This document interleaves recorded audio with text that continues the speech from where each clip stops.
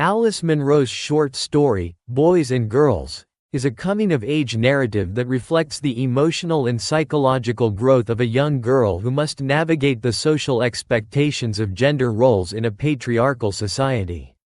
Set on a fox farm in rural Canada, the story chronicles a girl's journey from childhood to adolescence, during which she becomes painfully aware of the ways in which her identity is being shaped, and limited, by her gender. Published in Dance of the Happy Shades, 1968, Munro's debut collection, the story has been praised for its elegant prose, keen psychological insight, and subtle feminist critique. Like much of Munro's work, Boys and Girls explores the quiet tensions of domestic life, revealing how small, everyday experiences illuminate broader social truths. Narrative voice and setting. The story is told in the first person by an unnamed young girl who lives with her family on a fox breeding farm in rural Ontario during the 1940s or 1950s. Her father raises silver foxes for their fur, a trade that defines the family's livelihood. The narrator and her younger brother Laird live in a modest farmhouse with their parents. The girl admires her father and enjoys assisting him in his work. She takes pride in being useful on the farm and imagines herself someday performing important, active roles, possibly even taking over the work herself. In contrast, she sees her mother's work inside the house, cooking, cleaning, and tending to domestic chores, as mundane and confining. The father's world versus the mother's world. The farm is divided symbolically into two spheres: the outdoor space, where the father and the narrator work, and the house, where the mother presides.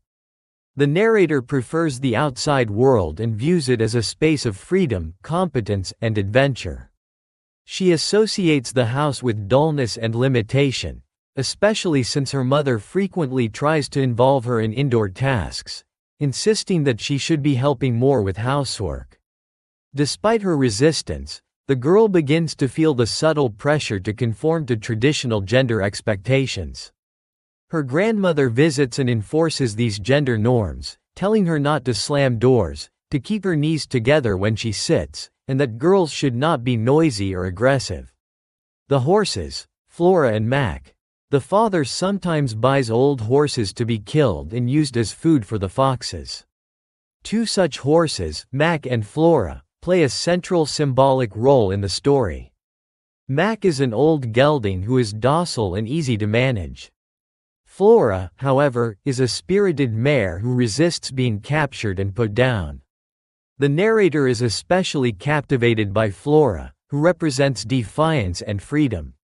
When Flora escapes during an attempted capture, the narrator is faced with a crucial moral choice: whether to help the men catch the horse or to allow her to flee. The climax, a moment of rebellion. When Flora runs away, the narrator sees her galloping toward the gate.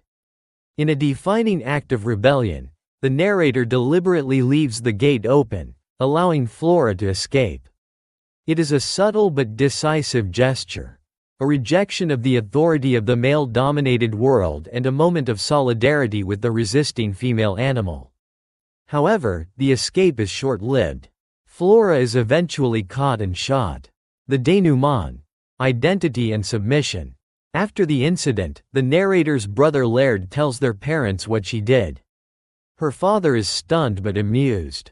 Her mother responds with exasperated finality: "She's only a girl." This moment is both crushing and transformative for the narrator. The story ends with her internal reflection: maybe it was true. This final line is loaded with ambiguity.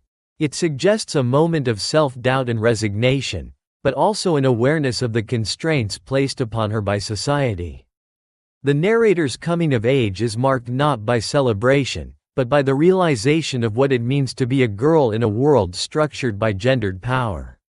Character analysis. The narrator, unnamed girl. The protagonist is a bright, imaginative, and independent-minded girl who struggles to define herself in a world that constantly seeks to box her into the role of a submissive, passive female. She is brave, capable, and emotionally intuitive. Her love for stories and dreams underscores her desire to shape her own narrative.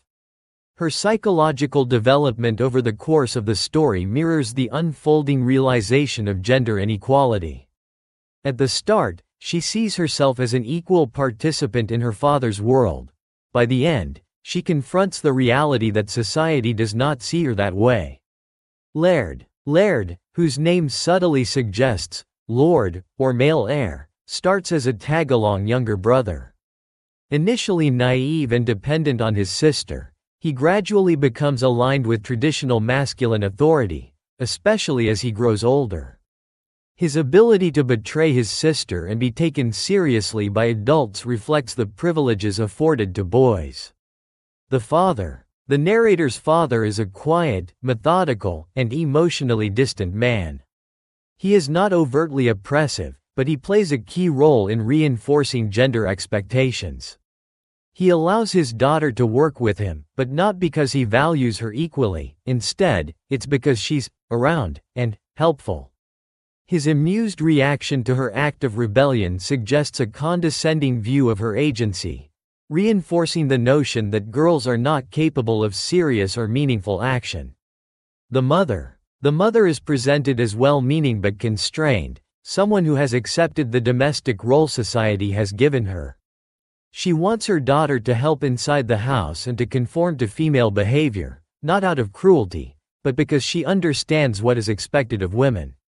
Her statement, "she's only a girl," reveals her own internalization of patriarchal values and also marks the symbolic end of the narrator's resistance, at least outwardly. Themes. 1. Gender roles and social conditioning. The central theme of Boys and Girls is the construction of gender identity through social expectations. The story shows how gender is not inherent but imposed through subtle pressures from family, culture, and language. The narrator is not born different from her brother in capability or courage, but as she grows, she is taught that girls and boys have different destinies. Her imaginative stories begin to end with her being rescued by a boy, suggesting the internalization of these roles. The grandmother, mother, and father all participate in this conditioning, shaping the narrator into the mold society expects. 2. Freedom versus confinement. The divide between the outdoor world and the domestic interior symbolizes freedom versus confinement. The narrator loves the openness of the farm, the labor of feeding foxes, and the adventure of helping her father. She resists being pulled into the house, where chores are repetitive and uninspiring. The horses, especially Flora, represent the narrator's yearning for autonomy. Flora's escape is a metaphor for resistance against imposed roles. However, Flora's capture and death mirror the narrator's eventual resignation to the societal expectations that limit her. 3. Coming of age and loss of innocence. Boys and Girls is a Bildungsroman in miniature. The narrator transitions from childhood innocence, where she sees herself as equal to her brother, to a painful awareness of her social reality. Her realization at the end, maybe it was true, marks the loss of her earlier certainty. She does not fully accept her assigned role, but she begins to understand the cost of resisting it. The story captures the emotional complexity of adolescence, when idealism meets social pressure. 4. Language and identity. Munro pays careful attention to language, particularly in how characters speak about gender. Phrases like, "only a girl," are not just statements, they are tools of suppression. The narrator's self-perception is altered by how others talk about her. Her ability to narrate her experiences is a subtle assertion of agency. In telling her story, she pushes back against the language that seeks to define and limit her. 5. Power and betrayal. Laird's betrayal of his sister, telling their parents about her letting Flora escape, signals a shift in power dynamics. The sister who once protected and led him is now vulnerable to his accusations. His status as a boy gives him greater credibility in the eyes of their parents, despite her competence and intentions.